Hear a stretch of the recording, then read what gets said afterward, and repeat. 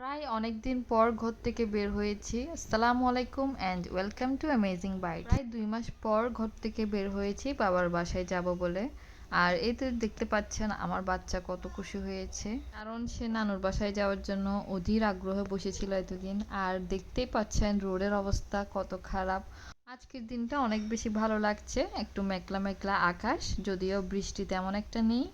তো বাসায় চলে এসেছি আর বেশ কিছু ক্লিপ নিতে পারিনি। এরপর বোনরা সবাই মিলে চলে গিয়েছি রিও কফির উদ্দেশ্যে। এরপর বেশ কিছু খাবার অর্ডার দিয়ে দিয়েছি। এখানে নবাবী কাবাব প্লেটার অর্ডার দিয়েছিলাম, একটা ক্লাসিক চিকেন পিৎজা, সাথে ফ্রেঞ্চ ফ্রাই আর কোক।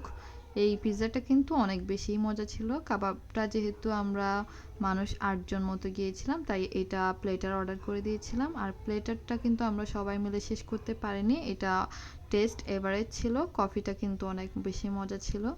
আর এদিকে বাচ্চারা তো কিডস জোন পেয়ে মহা খুশি।